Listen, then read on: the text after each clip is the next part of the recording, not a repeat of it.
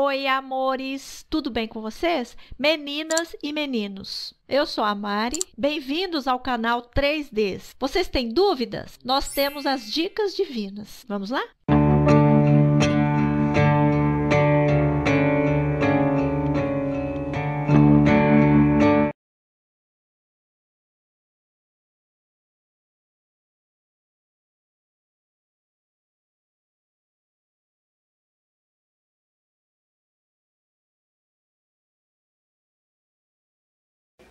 Um grande prazer vir nesse evento. Há uma contradição no título em relação à minha fala, porque eu não posso falar da alegria de ser mulher. Não tenho esse privilégio. Mas posso falar como historiador, que é a função para a qual fui chamado. Acho que se a gente diminuir as luzes do palco, melhora. Quem será que pode apagar as luzes do palco? Será que alguém tem esse controle? Perfeito. Que eu posso falar muito sobre um tema fascinante, que é o tema da mulher na história, ou seja, o tema do feminino na história. E eu estou convencido, especialmente nesse momento que eu estou escrevendo um livro sobre história do preconceito, uma história geral do preconceito, eu estou convencido que o preconceito contra a mulher, a misoginia, é de longe o mais sólido, o mais histórico, o mais arraigado e o mais definidor de todos os preconceitos da espécie humana. E eu vou tentar demonstrar isso na minha fala. Em primeiro lugar, vamos falar um pouquinho do olhar sobre o feminino, que quase sempre, do ponto de vista histórico, é o olhar do homem sobre a mulher. Uma das características do feminino é que durante muito tempo, todas as referências ao feminino contidas na Bíblia, na arte, na moral, foram feitas por homens. Já se ironizou, já se comentou que se os homens engravidassem, aborto seria dado em catedrais ao som de canto gregoriano. Como são homens, e ainda alguns que fazem voto de celibato, que legislam sobre o aborto, a legislação sobre o aborto não contempla a mulher, porque é um ponto de vista estritamente masculino. Como eu disse hoje de manhã numa aula, aqui na graduação da História, o mandamento diz: não cobiçarás nem a mulher, teu próximo, nem a sua vacas, nem as suas cabras. Mulher, vaca e cabra, biblicamente, estão arroladas na categoria coisas do teu próximo. Lado negativo, estamos diante de um pensamento masculino, preconceituoso. Lado positivo, não há mandamento sobre cobiçar o homem do próximo. Esse é o lado positivo da questão. Mulheres heterossexuais e gays estão livres para avançar, porque nada a ver. É muito curioso pensar que, historicamente, às vezes o preconceito é tão forte que favorece algumas mulheres. Vou dar um exemplo bizarro. A Inquisição, que visitou o Brasil 3 vezes no período colonial, perseguiu duramente sodomitas, expressão que a igreja usava para a homossexualidade. Antes dos médicos se apropriarem do termo homossexual, os teólogos usavam sodomita. Homossexualidade é um termo do século XIX. Era tão forte isso que houve um caderno inteiro sobre a prática de sexo entre homens. Mas a Inquisição não perseguia lésbicas. Por quê? Porque os padres não achavam que 2 mulheres juntas produziam sexo. E o preconceito era tão forte que livrou muitas lésbicas coloniais do horror da Inquisição. É um caso de preconceito que esconde a mulher. É um caso de um preconceito sobre esse silêncio sobre o feminino, que será tema amanhã da minha coluna no Estadão. O silêncio sobre o feminino, que começa na gramática e termina todos os dias, né? Então vamos começar pensando uma coisa. Essa é a mais antiga imagem que a espécie humana já fez. É a Vênus de Willendorf. Essa espécie, essa pequena estatueta achada no território da atual Áustria, hoje no Museu de Viena, apenas 11 centímetros de calcário, final do Paleolítico. É uma peça anterior à escrita, ao Estado, à família, e mostra a mulher realçada nas suas características de fertilidade, ou seja, com seios e com a área da vulva destacados, sem braços e sem olhos. É uma figura de fertilidade. obviamente feita por uma cultura que tinha o culto da fertilidade, mas aí é a primeira questão a destacar. A mulher é para a cultura o corpo. Para a arte, para a filosofia, para a teologia, a mulher é o corpo. O corpo feminino é o grande universo do debate feminino, do debate dos homens sobre o feminino. O corpo feminino é o grande desafio. Isto vai da Vênus de Willendorf a Freud. Todos eles com o mesmo obstáculo, como decifrar o corpo feminino. Vamos tomar uma referência médica. Não quero entrar em subjetividades, vamos a uma objetividade médica. As mulheres duram mais do que os homens, como todos vocês sabem. Mulheres sobrevivem mais às infecções da primeira infância e têm uma média de vida maior no fim. Há mais viúvas do que viúvos. Aliás, não há viúvos no mundo. Ele já sai do enterro de olho. A mulher viúva existe, o homem viúvo não existe. Não? Bem, observem. Mulher dura mais, mulher resiste mais à infecção, até pela constituição do seu aparelho geniturinário. Os homens morrem mais cedo, morrem mais, e a mulher é o sexo frágil. Do ponto de vista biológico e médico, se estamos, eu e uma mulher na rua, e começa a fazer frio, ela deve me colocar o casaco dela. Biologicamente, ela tem que me proteger, porque eu sou mais suscetível à pneumonia do que ela. Mas a curiosa nossa cultura fez o contrário, é o homem que coloca o casaco na mulher. É possível inverter a biologia, exatamente porque nós estamos diante de uma elaboração abstrata chamada cultura e preconceito. Mulheres dirigem melhor do que os homens. Quem diz isso? As companhias de seguro, que não são poéticas, não são dadas à poesia. Companhias de seguro não são inclinadas à poesia. Mulheres matam menos que o homem. E não é um pouco a menos, é na proporção de 1 para 10. De cada 10 acidentes fatais, 9 envolvem homens, 1 envolve mulher. As companhias de seguro dão descontos para as mulheres por um motivo matemático. Essa é a matemática, essa é a pesquisa, esse é o dado objetivo. E continuamos dizendo que mulher dirige mal. Essa é uma das grandes questões da história. Como uma questão abstrata se sobrepõe a uma questão concreta. Como você cria, do nada, uma abstração chamada preconceito. É isso que eu quero trabalhar um pouco. Vamos fazer uma comparação. O corpo feminino, objeto de consumo, de desejo e de fertilidade. As mulheres frutas têm uma variedade enorme, caso vocês não saibam. Temos jaca, melão, melancia. Aliás, a mulher melancia disse, eu não sei o nome dela, é uma falha minha, mas a mulher melancia disse uma coisa no programa da Gimenez que eu achei extraordinário. A Gimenez perguntou a ela por que ela colocou tanto silicone e ela deu uma resposta filosófica extraordinária. Ela disse, se eu não tivesse colocado, não teria sido chamado para dar entrevista para você. É ótima. Ela estabeleceu que o interesse da mídia produz, achei brilhante, produz exatamente isso. Se vocês puderem um dia analisar um soneto sobre o qual eu fiz um artigo,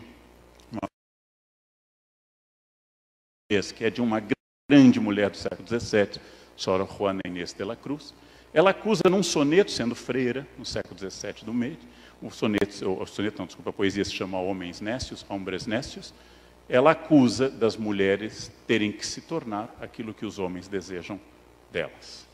Se Sartre disse que o judeu é uma invenção do antissemita, é possível dizer que esse objeto é uma criação do olhar masculino. É a criação do olhar masculino que cria, inclusive, a pornografia, obviamente, ou a mulher objeto. Ou as mulheres clássicas, a Vênus pudica, que tapa sua área genital, e que é o modelo do feminino como Vênus. E aí, muito interessante, Vênus, em latim e italiano, Venere, de onde derivam doenças venéreas. A doença venérea é feminina. Ora, vocês vão dizer o óbvio, doença venérea não é feminina, ela é humana. Se transmite pelo sexo. Sexo, em geral, precisa 2. Em geral, mas não vamos nos deter em detalhes. Para transmitir doença venérea, precisamos de 2. Vamos definir pelo menos 2. E a doença venérea é feminina. Venérea de Vênus. É muito curioso isso. É muito curioso vocês começarem a construir esses modelos dessas Vênus pudicas, mas que transmitem doenças venéreas. Vênus vitoriosa, Vênus Vitrix, a mais famosa do mundo, a de Milo, no Louvre. Estátua helenística, que as mães francesas advertem às crianças que ela tinha o hábito de roer unhas, por isso chegou aqui, é bom exemplo para as crianças. E eis a Vênus, que mostra um pouco da nádega realisticamente, mas é a imagem da qual se retiravam as medidas para a Miss Universo. Era da Vênus de Milo. Agora vamos refletir sobre uma coisa. Por que eu digo que o olhar sobre o corpo feminino é decisivo e o olhar sobre o corpo masculino não é tão decisivo?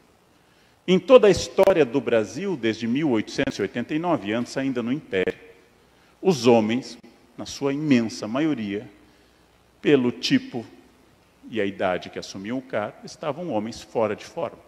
Fomos governados por presidentes barrigudos historicamente. Historicamente, um homem que se torna presidente, algo pelo menos acima de 50 anos, apesar da idade mínima ser 35, quase sempre alguém fora de forma. Pouquíssimos presidentes da República eram vagamente esportivos. Figueiredo foi visto fazendo atividade, Collor gostava de correr, mas na média são estilo Fernando Henrique Lula. Homens estilo You've Had Better Days, aquele homem passado. Muito bem. A primeira vez que o corpo de um presidente entrou no debate público foi de uma mulher, Dilma. Não tem aqui nenhum ataque ou defesa do governo Dilma. Estou preocupado com a figura do feminino. O ataque ou defesa do governo Dilma é outra característica. Mas se comentava, fazia memes e se trazia sobre a dieta de Dilma, Dilma na bicicleta, Dilma acima do peso, Dilma magra e assim por diante. A barriga de Lula nunca, para ficar no mesmo campo semântico do PT, nunca entrou no debate. Por quê? Porque é o olhar masculino sobre o feminino. Cabe à mulher manter a boa forma. Ou seja, essa é uma ideia interessante, a Vênus mãe, a Vênus genetrix, ou seja, a Vênus mãe que é coberta, o mistério do feminino nas obras de Bronzino, nas obras de Tiziano, o mistério do feminino, coisas contraditórias, a sedução sexual, a vaidade com a maternidade. Quando a igreja apresenta um modelo de mulher aos cristãos, apresenta uma virgem. Uma Theotokos, uma mãe de Deus, Partenós, virgem. Ou seja, um modelo impossível de ser seguido. E na cabeça dos homens, provavelmente na cultura ocidental, nós definimos dois modelos. Ou é uma virgem, ou ela é inteiramente pura, ou ela é entregue. São os dois modelos. As mulheres reais não existem. É a Vênus que nasce em Botticelli, a Vênus que nasce com seus longos cabelos soltos, sinal de que ela é solteira, a Vênus numa concha, símbolo da genitália feminina, a Vênus que nasce com anêmonas e rosas, com Zéfiro, Flora soprando sobre ela, a figura do feminino, platônico, distante, a figura que Rubens pintou, Rubens, grande pintor flamengo barroco, a figura do espelho, que até hoje é o símbolo do feminino. Vocês veem isso nos espelhos, nos banheiros e talvez não tenham se dado conta. O que define a mulher é o espelho. Quem tem filho homem sabe que o número de horas de um homem diante do espelho é gigantesco. Na adolescência é o tempo todo. O tempo todo. Porém, o que define o feminino é o espelho. Quem pintou isso? Rubens. Rubens pintou isso. Lembrem que nesse momento a beleza feminina é definida pela abundância e pelo caráter branco. Uma mulher de elite come mais do que precisa e não pega sol. As pessoas simples são magras, as pessoas de elite estão acima do padrão que hoje nós chamaríamos de magra. Não, é só uma questão de nascer na época certa, né? É só essa questão histórica. Mas vejam, não seria apenas notável que a mulher fosse definida pelo espelho, mas é notável que o homem, Marte, é definido pelo escudo. O homem é a força militar, a ação, o indicativo, o caráter direto e ativo. A mulher é o caráter passivo. Muito curioso isso também, porque quem está pintando essa imagem, que é Botticelli também, Vênus e Marte, quem está pintando essa imagem é um homem, refletindo que cabe ao homem o guerreiro, cabe à mulher a vaidade, cabe ao homem o aspecto externo, cabe à mulher o aspecto interno. Visitei um casal de amigos, professores da Unicamp, ambos doutores livre-docentes, poliglotas viajados, ambos destituídos de discursos preconceituosos, ambos excelentes pessoas, casados. Entro na casa e ela me diz: desculpe a bagunça, estou falando de professores universitários. Ou seja, não estou falando de pessoas que simplesmente reproduzem o discurso sem refletir sobre ele. Não cabe ao homem dizer: hoje não pude encerar, hoje não deu tempo para passar um pano. Cabe à mulher, se ela for como essa minha amiga, professora, doutora, livre-docente e culta. Isso é a força da cultura. Isso se chama cultura. Ela é um pouco anterior a nós e é um pouco mais forte.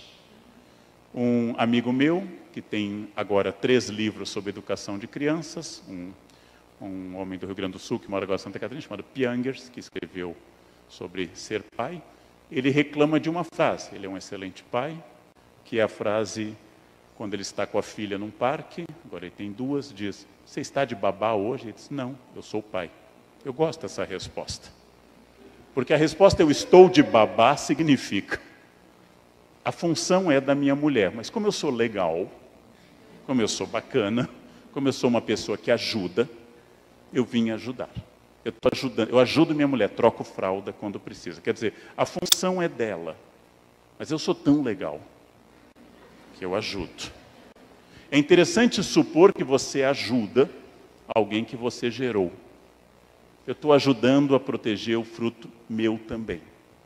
É muito curioso isso. Bourdieu, o que seria, é um pintor acadêmico francês, fim do século XIX, o que seria o feminino. O feminino clássico é esse, sem pelos, sem divisão vaginal, sem lábios, sem nada, e, acima de tudo, com o cabelo comprido. O cabelo comprido é fundamental para o feminino, nessa definição. A mulher se define pelo cabelo. Então, é uma característica que eu estudo bastante em arte, naturalmente, sem nenhum interesse pessoal. Eu sou inteiramente liberto dessas questões, mas o cabelo é central. Um cabelo solto, comprido, oscilante, traz à tona uma outra questão para o Brasil. Quando eu cruzo, como eu comentarei amanhã no meu artigo, um preconceito terrível, a misoginia, um outro preconceito igualmente danoso, que é o racismo, para explicar que o Brasil é o país do mundo que mais produz e consome chapinha. Somos a terra da chapinha. Né? Antigamente, com soda cáustica, se alisava cabelo, com ferro quente. Ferro quente. Hoje, com a chapinha. Todas as pessoas têm direito, obviamente, a terem o cabelo na densidade, no tamanho, na quantidade de cachos que bem desejáveis. Mas sermos o paraíso da chapinha é um indicativo interessante. Num país em que o elogio aos olhos é sempre por serem claros. Que olhos bonitos, 2 pontos, verdes ou azuis. E aqui é o cruzamento de 2 questões, misoginia e o racismo. São 2 questões. Por isso nós temos ainda subdivisões. É pesado ser mulher no Brasil e é mais pesado ser mulher negra. Então nós temos uma sobreposição, qual nós vamos tocar um pouco. Um pintor ucraniano, famoso, com uma Vênus e seus cabelos. Jogar o cabelo é um tique que toda menina sabe, como parte de um instrumento de sedução. Jogar o cabelo, fazer para lá e para cá. Sei que não dá para imaginar em mim, mas é assim mesmo. Né? Façam em casa. Né? Esse é respeito. Né? Cabanel pinta Vênus nascendo com os cabelos. Eu estava no Egito com um guia e ele tentava explicar de forma, inclusive, muito simpática às alunas que me acompanhavam por que que a mulher deveria cobrir os cabelos na rua. E ele explicava elogiosamente. Ele explicava dizendo que a mulher é tão bonita, o cabelo é tão sedutor, ela é tão chamativa, que os homens se perturbam e deveriam cobrir. E uma aluna paulista perguntou, mas por que que o senhor pode exibir o cabelo e desabotoava a camisa mais ou menos até a região da hérnia inguinal? Mais ou menos assim. Ele botava assim. E ao exibir o peito, né, que ela perguntou por que que ele não. E ele, curiosamente, acho que nunca tinha passado pela cabeça dele que ele fosse sedutor. Ele não era sedutor no sentido, mas nunca tinha passado pela cabeça dele que o homem fosse fonte de sedução. Esse é o peso da cultura também. Esse é o peso da cultura. É muito curioso tudo isso. A Vênus da nádega bonita, kalos, bonito em grego, pigeiron, nádega. É uma palavra pouco usada em português, mas é simpática. Podem elogiar alguém. Nossa, que homem ou que mulher, calipígio. Ou calipígia, kalos, pigeiron, nádega bonita. São as Vênus, essa é uma imagem do 18, François Barrois, também do 18, são as Vênus calipígias. São as Vênus calipígias. Essas imagens, Vênus dormindo de Giorgione, o jovem Giorgione, que morreu tão cedo, mostram uma Vênus com esse jogo entre a pudica e a oferecida, que é um dos jogos básicos da estrutura da sedução. Por isso que na estética pornográfica, camiseta molhada é mais erótica que nudez total. Porque dá ao homem alguma possibilidade de ação ainda. Os homens não consideram eróticos ou pornográficos quando a mulher está totalmente pronta. Eles têm que ter algo para fazer. Então, uma camiseta transparente, ou então uma mão sobre a região vaginal é importante. Significa que você ainda tem algo você tem sentido nesse jogo de conquista. Tiziano copia o modelo transversal, uma mulher que nos olha de forma lânguida. O ventre é mais importante que o seio na Itália. No Brasil seria o quadril, nos Estados Unidos seria o seio. Varia um pouco a geografia, podíamos dar uma outra palestra sobre isso, mas varia um pouco a geografia do desejo. Na Itália é o ventre de parideira, é o ventre pronto para parir, que é sedutor. Velázquez, católico espanhol, pinta uma Vênus de costas, se olhando no espelho com um cupido, olhando a vaidade. Bernini introduz uma novidade ao pintar a Beata Albertone, ao esculpir a Beata Albertone, igreja de São Francesco a Repa, em Trastevere, em Roma, onde a Beata está tendo um êxtase, e esse êxtase é muito próximo de um sentimento sexual. Tanto o êxtase de Santa Teresa, na igreja de Nossa Senhora da Vitória, quanto essa da Beata Albertone, é um apelo erótico religioso. A mulher tem um apelo erótico religioso. A Angre, no século XIX, introduz uma outra questão no corpo feminino. Ao fazer a grande odalisca, aumentando o número de vértebras, para que ela fique ainda mais esguia, ele também joga para a mulher oriental, a gente chama isso de orientalismo, a facilidade sexual. É quando a Europa passa a fazer turismo sexual.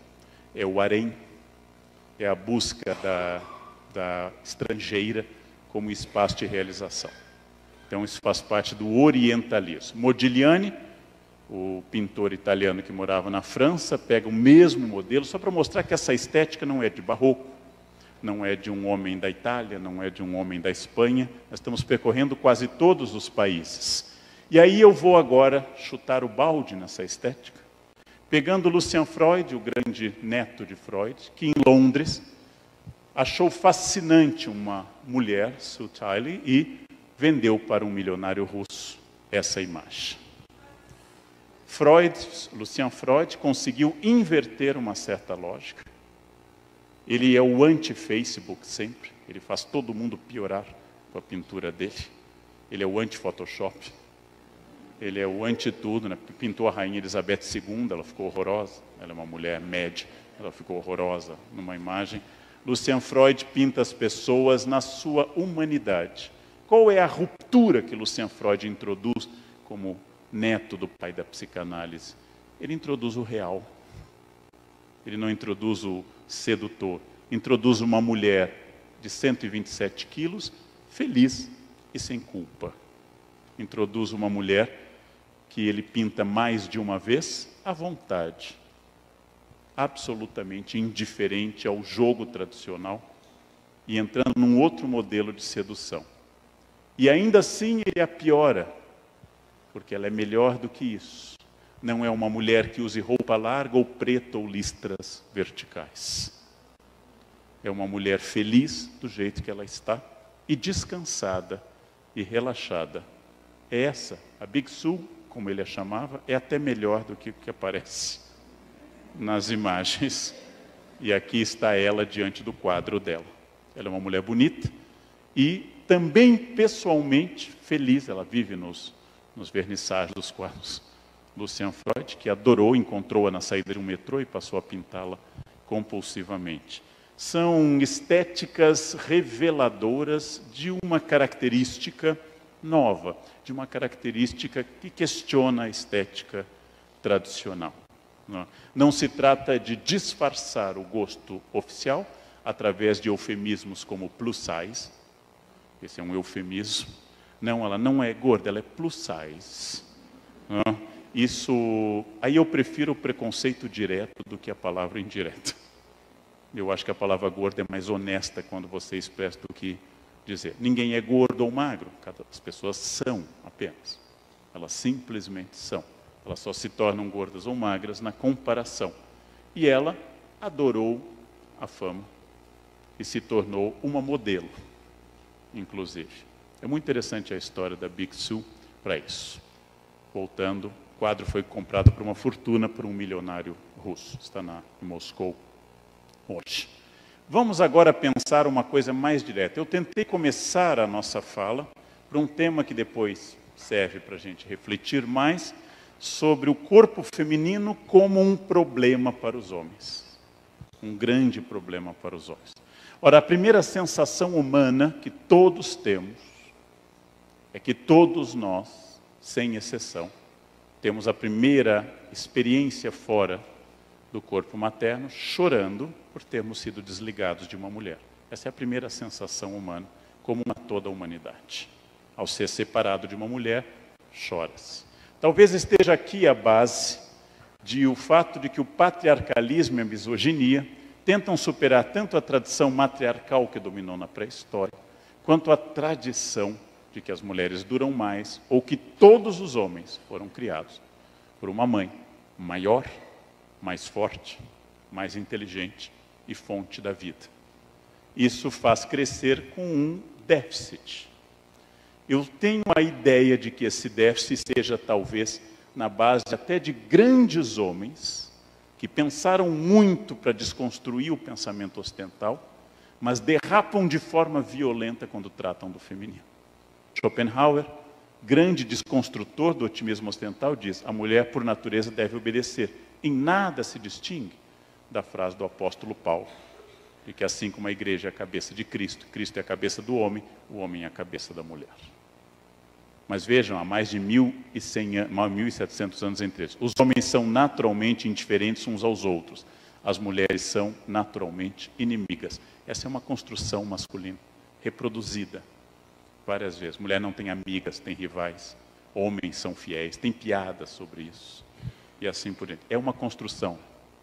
É uma construção. A maior fonte de inimizade na humanidade, que é a guerra, nunca é uma guerra entre mulheres. É muito curioso, mas de novo o preconceito resiste aos fatos. As guerras são feitas por homens e lutadas por homens. Nietzsche, mulheres são menos do que superficiais. Em que momento ele diz isso? Quando a única mulher que ele de fato amou, Lu Salomé, dá um chute nele. Achou chato, bigode excessivo, beijava mal, mandou pastar. Nietzsche sentiu aquela elbows pain, aquela dor profunda, e escreveu contra o feminino. É desonesto. Ele devia dizer: eu estou ressentido. Você está indo ter com mulheres, não se esqueça do chicote. É um dos aforismos de Nietzsche. É um homem que desconstruiu o pensamento cristão, é um homem que desconstruiu o pensamento ocidental, é um homem brilhante, tem passagens geniais E quando vai se relacionar e dizer sobre mulheres, diz frases que caberiam na boca de um adolescente mal resolvido de 14 anos. Um pleonasmo, não? Isso. Sólida tradução. Cocteau. Um homem alternativo, vanguarda, século XX. Há três coisas que jamais compreendi: o fluxo e refluxo das marés, o mecanismo social e a lógica feminina. A mulher é, reconheçamos, um animal inepto e estúpido, ainda que agradável e gracioso, diz o maior humanista do século XVI, Erasmo de Roterdã, e autor do Elogio da Loucura. Vocês podem captar dezenas de pensamentos misóginos em pessoas que em outros campos foram geniais. A imbecilidade patriarcal ou machista não respeita doutorado, como vocês já sabem na Unicamp. O patriarcalismo não desaparece com o estudo. O patriarcalismo não some com a livre docência, nem com a titulação. Pelo contrário. A posição e o cargo reforçam essas questões, com exceção das pessoas com quem vocês convivem aqui, né? Eu quero chamar a atenção, o nosso objetivo é vasto, daria muitas horas. Eu quero chamar a atenção de uma outra questão importante. As conquistas no campo da legislação sobre as mulheres nunca foram historicamente fruto da boa vontade masculina. Não há nenhum caso conhecido que os homens, dizendo, acho que exageramos, façamos uma lei a favor das mulheres. Não, sempre foi fruto da pressão feminina. Quando se faz a comédia A Greve do Sexo, que as mulheres de Atenas se recusam a fazer sexo, Lisístrata, se recusam a fazer sexo por causa da guerra, de lá até as sufragetes do fim do século XIX e início do século XX, o voto feminino nos Estados Unidos, 1920, no Brasil, 1932, o Código, 34, a Constituição, ou na Suíça, em alguns cantões, 1987, é incrível. Há cantões da Suíça que os últimos cantões a aprovar são de 1987. Bem, quando se dá o voto às mulheres, nunca é porque os homens amanheceram felizes, com índices glicêmicos altos, inclinados às mulheres. Não. Foi porque a manifestação continuava tão forte que não foi possível evitar. As marchas femininas pelo voto não foram, quando a gente olha para essas heroínas do início do século, as sufragetes, vocês devem levar em conta que elas enfrentaram prisão, repressão e campanha. O lar de uma sufragete. Depois de um árduo dia de trabalho, o homem chega a casa, a roupa não foi lavada, a filha está chorando, ele não tem comida e o gás está apagado. E lá está o cartaz, voto para as mulheres. Ou seja, essa é uma campanha dura. Essa é uma campanha dura. Onde a gente nota eco dessa campanha? Seu marido separou, a culpa foi sua. Você não soube segurar. A responsabilidade por segurar é da mulher. Um homem tem que ser seguro pelo afeto, pelo carinho permanente, pela simpatia, pela comida e pelo cabelão, que nós já especificamos. Essas campanhas, elas têm, podíamos fazer uma palestra só sobre essas campanhas, são as campanhas que associam divórcio, destruição do lar, fim da educação, tudo isso em nome da consciência política. Vejam, 2 passaram o dia fora, o homem e a mulher. Mas a culpa do caos da casa é da mulher. Nós estamos em 1902. Em 32, quando foi eleita nossa primeira, ou teve chance de eleição, nossa primeira deputada, a doutora Carlota Pereira de Queiroz. Aqui está a cena da Constituinte de 34, e a doutora Carlota se destaca esteticamente de todo o universo. É uma mulher notável pelo pioneirismo como deputada, infelizmente também envolvida em legislações racistas, de restrição à migração japonesa, e coisas que eram comuns na década de 30, mas não a tornam uma heroína total como a gente gostaria.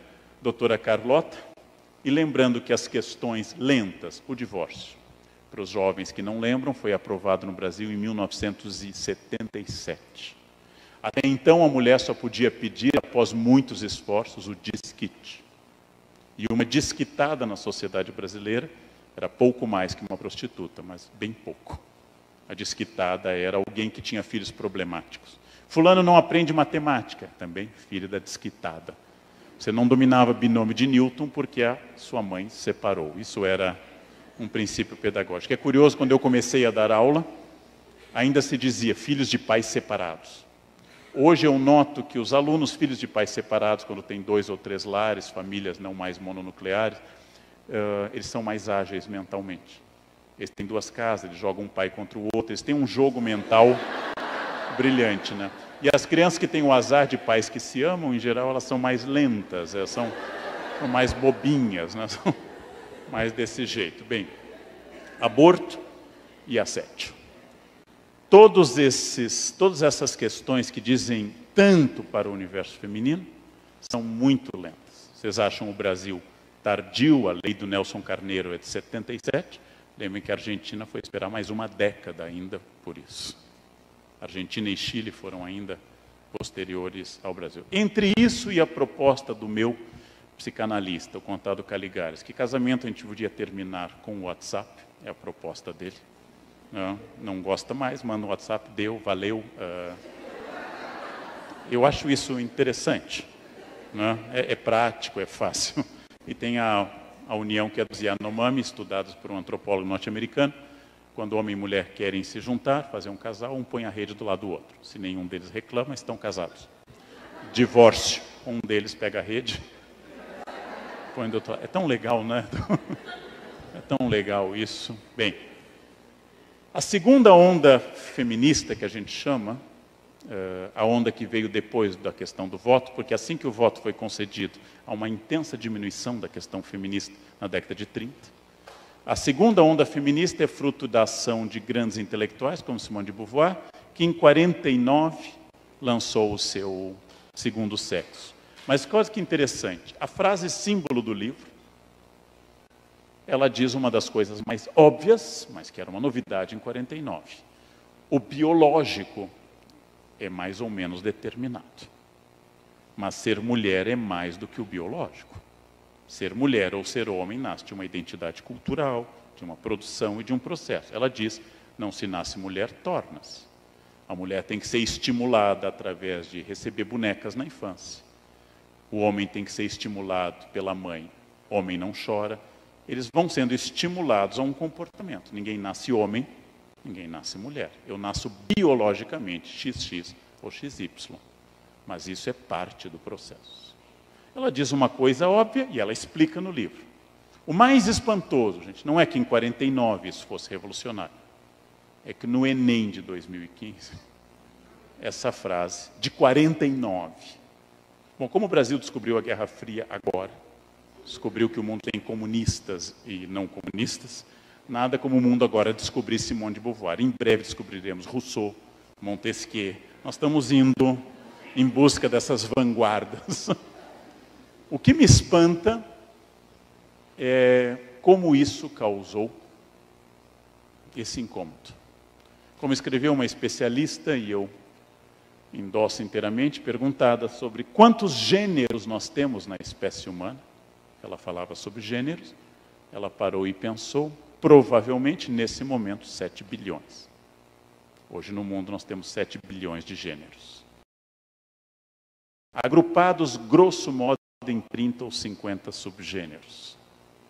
Mas dividir o mundo em masculino e feminino é um pouquinho errado, para dizer o mínimo, é um pouquinho errado. Mas vamos continuar. A identidade de gênero ao nascer, todos os culturalistas, como Michel de Foucault, todos os pós-estruturalistas vão insistir isso na sua história da sexualidade. Gênero é ensinado. Todos os conservadores, direita, extrema-direita, etc., são a favor da ideia de que gênero é natural, por isso que eles falam em ideologia de gênero. Segundo os conservadores, se eu não falar de homossexualidade na escola, não surgirão homossexuais. Essa é a fantasia conservadora. Ou seja, que a sexualidade é estimulada pelo debate. O único país do mundo em que nós já podemos fazer uma análise muito curiosa sobre casais homoafetivos, que adotam crianças, que é a Holanda.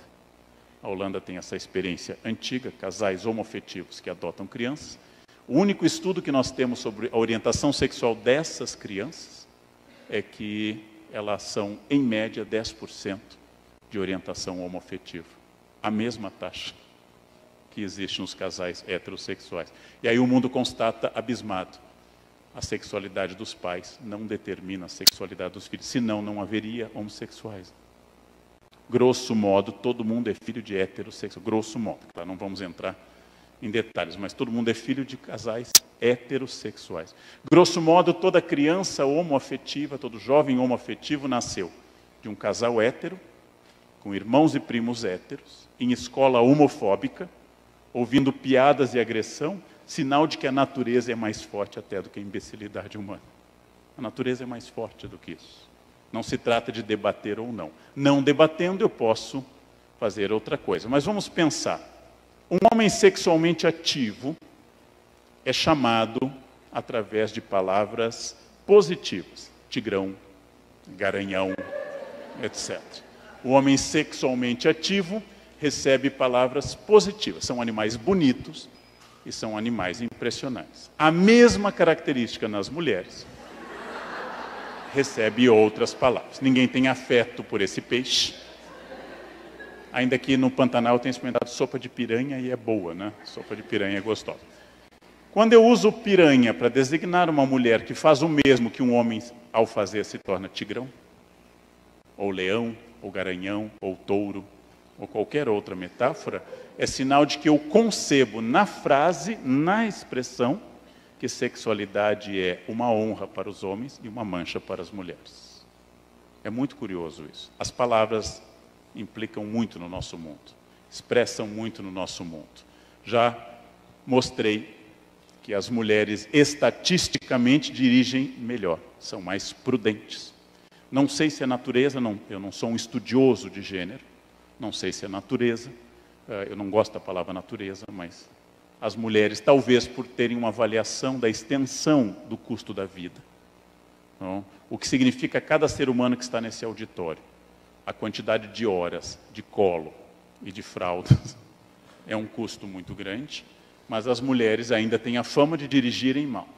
O cavalheirismo e o cavaleirismo, os dois, que se misturam bastante, são uma forma sofisticada de domínio feminino. Eu abro a porta para você por você ser mais fraca. Eu ponho o meu casaco porque você é mais frágil e já indiquei que isso é falso. Eu coloco o meu casaco na poça d'água para você passar sobre ele, figura mais antiga. Sinal de que você é tão pouco prática ou inteligente que não conseguiria dar a volta na poça d'água. É melhor gastar com a lavagem do casaco. Eu pago a sua conta, porque você ganha menos do que eu, o que estatisticamente é verdade. As mulheres ganham menos do que os homens, mas é uma forma de domínio. E, finalmente, eu coloco a você, regra de etiqueta, na parte interna da calçada, e eu, homem, vou na parte externa, porque se vier um perigo da rua, você é tão lenta, você é tão perdida, que você não vai vir vindo um caminhão, ele vai nos atropelar, não? Então o cavalheirismo manda que você coloque a mulher na parte interna da calçada. Quando estatisticamente quem não consegue perceber nada ao seu redor é o homem. Quem não acha nada em casa é estatisticamente o homem. O cavalheirismo ele é simpático, já foi dito que ele é a parte agradável do machismo. Eu não faço uma catilinária, um estudo contra o cavalheirismo, mas eu quero lembrar que quem lhe presenteia, lhe abre a porta e faz essas coisas, também lhe controla. Não? Então, são características a se pensar. A Rainha Vitória foi provavelmente a primeira mulher a casar de branco na Europa. Nós não temos registro de outras. Introduzindo uma novidade do branco, que substituiu simplesmente a roupa de festa, que no Oriente ainda é dominantemente o vermelho, a roupa da vida, do sangue, e não a roupa do luto, que é o branco. O branco é luto, né? Cadáver, sem sangue, etc. O branco, hoje está na moda o off-white, é importante, até o off-white está mais forte que o branco. Casar de branco significa que você vem com um lacre inviolável, o símbolo da pureza, da virgindade. As jovens anotem a palavra virgindade, depois a gente procura no Google. Os mais velhos, como eu, lembram, mas os jovens não lembram mais. Meus professores na França diziam que virgem, um homem ou uma mulher virgem, são uma criança feia de 7 anos. Aí é virgem. O branco, mas vejam a simbologia do casamento. A noiva é trazida pelo pai, o seu dono até então. É levada até a frente e entregue a outro homem. O noivo vai sozinho ao encontro dela. É uma simbologia. A bênção da fertilidade na Igreja Católica e na Judaica é dada sobre a mulher, já que a infertilidade na Bíblia é exclusivamente feminina. Permite-se o divórcio de um judeu religioso mediante a infertilidade que é sempre da mulher. Não existe infertilidade masculina no discurso religioso. É um dos motivos para o divórcio. E como vocês sabem, ao contrário da década de 60, nós estamos num momento mais careta da história. Há mais gente querendo casar agora do que há 50 anos. Se vocês alugarem uma igreja de grande procura em São Paulo, como Nossa Senhora do Brasil, ou São José, que tem que ser alugada com 2 ou 3 anos de antecedência. Se vocês alugarem uma igreja dessa e romperem o noivado, é melhor manter alugado e achar um outro. É mais fácil hoje achar um outro marido do que um lugar na Igreja Nossa Senhora do Brasil. Aqui vai o meu conselho, caso seja um desejo de vocês. Eu diria, isso é subjetivo, vocês podem contestar imediatamente, que ao contrário da década de 60, a fase atual que é mais conservadora, as netas têm o mesmo sonho das avós, casar de branco na igreja, com um marido rico e bem-sucedido. Na média, isso é muito mais forte do que em 1968. Por exemplo, muito mais forte. As igrejas estão lotadas e ninguém está casando de vermelho. Está cada vez mais cafona o casamento. Tem até agora, tem drone. Vocês já viram a cerimônia de casamento com um drone? A cafonice está se sofisticando. A ideia de filhos e casa continua sendo atribuída às mulheres. 2 pais trabalham, criança passa mal, nunca se liga para o pai. Nunca se liga para o pai. Quem tem que abandonar o trabalho? Nunca será o pai. Sempre será a mãe. Significa que mesmo as chefes mulheres e as mulheres continuam considerando que o filho é uma responsabilidade do feminino. Continua sendo assim. E aí é um ponto que é comum. Como vocês sabem, há judeus antissemitas, há homossexuais homofóbicos, há negros racistas e há mulheres misóginas. O preconceito é uma coisa tão forte, tão sólida, que provavelmente ele atinge também a vítima. Aliás, é sempre perigoso dizer o que eu vou dizer, eu vou explicar várias vezes, mas é perigoso. Para que o preconceituoso possa existir, uma parte da vítima tem que concordar com ele. É perigoso, porque parece aquele discurso que a culpa é da vítima. Os judeus foram para campo de concentração porque a culpa... Não, não é isso que eu estou dizendo, por favor. Mas uma parte minha tem que aceitar o preconceito. Se uma parte minha aceita o preconceito, a vitória do preconceituoso é mais garantida. Todos podemos ser alvo do preconceito uma vez. Se eu sou alvo várias vezes e repetidas vezes, um pouco mais problemático. Um pouco mais problemático. De alguma forma, se eu aceito a ofensa, a agressão física, é mais fácil para o agressor. Não é culpa de quem apanha, mas uma parte minha tem que aceitar essa questão. A gente chama de sociedade falocêntrica, a sociedade que venera o pênis. O pênis é a figura mais emblemática da cultura. Homens se preocupam enormemente. Uma das coisas mais fascinantes, eu que lido com alunos, é a grande fantasia dos jovens de ter sexo com várias mulheres, quando na sua quase totalidade não dão conta de uma, mas tem a fantasia de ter várias ao mesmo tempo. É interessante isso, né? Não um harém, 4 ou 5 mulheres, não conseguem uma. E é interessante essa fantasia, mas é a fantasia que, aí eu vou invocar Simone de Beauvoir, é preciso também, a Betty Friedan diz que o lar é um campo de concentração confortável, é preciso também lembrar, falando não em nome dos homens, não tem essa procuração, mas que os homens sofrem o peso do machismo. Eles não podem chorar, eles não podem ter dúvidas, eles não podem fracassar, eles não podem não ter ereção na hora correta, eles não podem ser humanos, eles são educados para isso. O que ajuda a explicar que das 9 pessoas que se matam a cada 100 mil no Brasil, censo de 2010, 7 sejam homens e 2 são mulheres. A sociedade que é terrível no seu preconceito com as mulheres, também é pesada sobre os homens, porque eles não podem falhar. Eles não podem falhar. Isso não justifica nada, mas tentem entender quando a Simone diz, por exemplo, é preciso defender as mulheres, inclusive para que os homens sejam libertados do peso de oprimi-las. É preciso isso também. Gandhi dizia, precisamos libertar a Índia, para que os ingleses não precisem ser imperialistas também. Para que os ingleses sigam o seu destino. Então, obeliscos, que do Egito Antigo até Buenos Aires, são quantos? Vocês não imaginam nenhum monumento que não seja fálico. Não há nenhum monumento feminino. Esse é o nosso falocentrismo. Bem, vamos agora para alguns dados preocupantes. Uma mulher é espancada no Brasil a cada 15 segundos.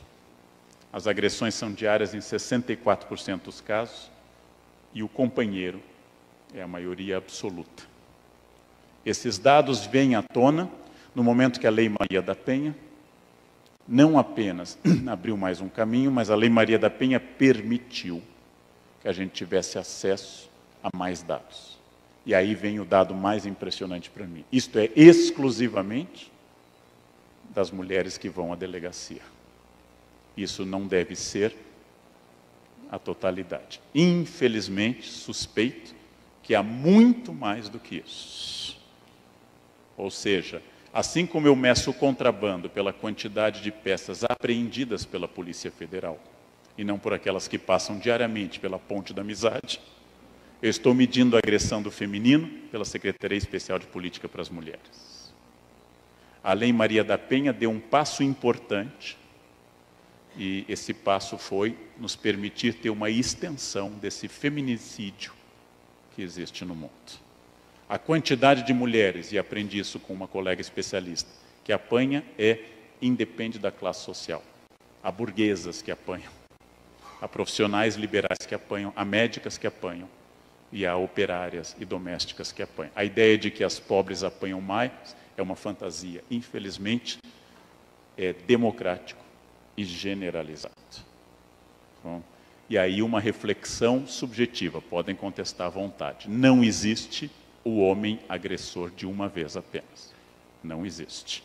Quem bateu uma vez tem um potencial. Se você perdoar, é um exercício de cristianismo muito bonito. Mas vá até o fim na cruz, porque você vai morrer crucificado. Se você perdoar. Quer dizer, é exatamente o fato de que o surgimento das delegacias da mulher, porque antes a mulher tinha que enfrentar um delegado que ia perguntar se ela deu motivo para apanhar, é uma delegacia da mulher, é uma Lei Maria da Penha, e é uma novidade, que talvez algumas não saibam, e alguns não saibam, de que a mulher, uma vez denunciada, ela não pode voltar atrás, que era a coisa mais comum. Ela denunciava o companheiro, no dia seguinte apanhava mais um pouco, sofria uma chantagem emocional, ou o marido fazia as crianças chorarem, ela voltava à delegacia e retirava. Denunciado o crime da agressão, o delegado ou a delegada não podem retirar porque é crime público. Tem que ser investigado. E tem que ser muito investigado. E tem que ser muito punido. Então, essa é uma questão importantíssima. Encaminhando à conclusão, nós temos desafios enormes. Amanhã, no meu artigo no Estadão, eu faço um apelo a uma campanha de doação de fundos para a Fundação Maria da Penha, porque eles estão com problemas de fundos. Todas as atividades, por vários motivos, no último ano perderam verbas, por vários motivos. A orientação política atual é de não dar verbas para instituições assim. Por vários motivos, a Fundação Maria da Penha no Ceará está sofrendo contenção de verbas. Há um desafio permanente, que é o desafio de debater, fazer, pensar, levar adiante, o desafio de traduzir questões que afetem as mulheres e aos homens. Há pouco, estava num debate sobre o termo feminismo, e é muito curioso porque o termo feminismo começou a assumir, recentemente, leituras totalmente negativas. Inclusive, eu não sou feminista, eu sou feminino. Essa é uma das bobagens que devia ser mais evitada na boca de todo mundo. Tem coisa que a gente não devia dizer para não passar muita vergonha. Essa é uma delas, né? Tem coisas que são relativas, tem coisas que são absolutas, mas essa a gente deveria evitar. Feminismo é a luta pela igualdade humana. Feminismo é obrigatório para homens e mulheres. Feminismo é um sentimento necessário e indispensável para a dignidade humana. Feminismo não interessa às mulheres, interessa à sociedade. E eu queria recomendar o que eu li há apenas uma semana, o livro de uma autora da Nigéria, que eu conhecia por um TED há 4 anos, é de 2013. Essa autora fez um livro traduzido agora, que é para educar crianças feministas. Recebi a indicação desse livro, li, gostei muito. Ela é autora de vários outros livros muito bons, como Hibiscos Vermelhos, etc. Mas esse livro em particular, um livrinho fininho, traduzido agora, ela diz que pais e mães têm que criar crianças feministas. E uma das frases dela eu coloquei na minha fanpage, que tem agora quase 900 mil pessoas. Uma frase também óbvia. Eu tenho que dizer às meninas em particular que o casamento não é um destino. Que ela pode casar e ser feliz, e ela pode não casar e ser feliz. E ela pode casar e descasar várias vezes e ser feliz. Eu acrescentaria, eu tenho que transmitir a ideia que até casando ela pode ser feliz. Quer dizer, essa é uma ideia revolucionária que eu estou lançando, né? É possível ser feliz no casamento. Há notícias, há casos, poucos, mas há casos, de que o casamento pode ser um ambiente de felicidade. É possível. Há dezenas de respostas no meu Face dizendo, eu nunca vou dizer isso à minha filha. Ela tem que entender que ela tem que casar. É assustador, 2017. É assustador. Quem acompanha sabe que aconteceu isso no meu Face. Dezenas de pessoas. Essa mulher desencaminha os filhos. Ou seja, encaminhar os filhos é encaminhá-lo para o destino. No momento que eu coloco que a essência se antecede à existência, e contrario a ideia de Sartre, que primeiro vem a existência, depois a essência, estou dizendo, se você não casar, você será incompleto. Se você não tiver filhos, você será incompleto. Se você casar e tiver filhos, você será feliz.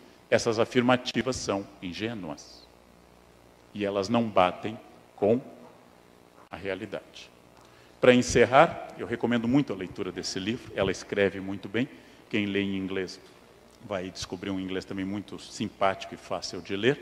Para encerrar, vou lembrar um dado IBGE de 2010. O casamento é aparentemente uma iniciativa feminina, já que as mulheres colocam o dia da noiva, as mulheres controlam o processo do casamento. Uma noiva entra senhora de si na igreja. Ela escolheu as flores, as roupas, o padre, o pastor. O homem entra admiradíssimo de tudo, né? Ele não tem a menor ideia do que está acontecendo. Ele entra olhando para tudo. O homem chora em casamento, mulher jamais, né? O homem está emocionado, é uma novidade para ele. Ele foi convidado porque é importante ter um homem.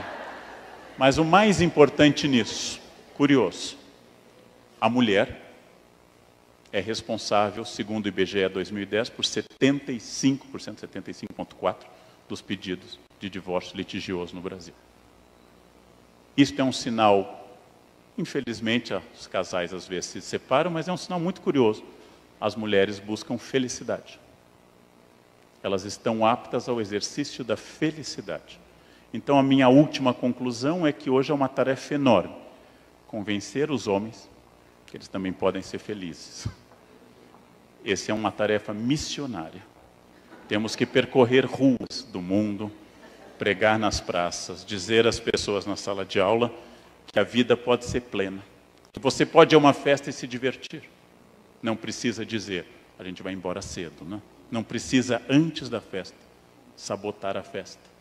Você pode dançar, você pode conversar, você pode até ser feliz. É por não serem felizes, na sua maioria, e se acostumarem com a infelicidade, que provavelmente a maioria dos homens tem tanto medo das mulheres. Isso domina no mundo de hoje, não? Conversas fáceis, alegria da festa, é uma descoberta, é uma pista. Claro que há muito mais coisa do que isso, e há muito mais tragédia nessa história do que comédia, mas é uma pista. Leiam, debatam e façamos sempre desse ponto um ponto para a gente crescer daqui por diante. Tem várias coisas maravilhosas no ar. Crescemos. Desde que eu comecei a dar aula, tem várias coisas positivas sobre questões de gênero, de identidade étnica e racial, que são muito importantes, mas há muita coisa a fazer ainda. Como eu acabei de comentar lá no IFISH de manhã, é muito curioso que numa universidade todos os homens do IFISH sejam o sobrenome. É o Karnal, é o Funari, é o Miceli. E todas as mulheres sejam um nome. É a Margarete, é a Eliane. É muito curioso isso. O que faz com que o homem seja o sobrenome e a mulher seja o nome, mostra que mesmo na universidade, ainda eu não tenho resposta para isso, mas é um campo curioso. Era isso que eu queria dizer. Muito obrigado pela atenção, gente. Obrigado. Obrigado. E aí, meninas e meninos, gostaram? Se gostaram, deixe seu like, comentários, favorite o vídeo, compartilhe também, siga-nos no Twitter, no Instagram, curta nossa página no Face e não se esqueçam, meninas e meninos, de clicar no sininho do lado do inscreva-se para vocês serem notificados todas as vezes que postarmos vídeos novos, ok? Beijos! Mua!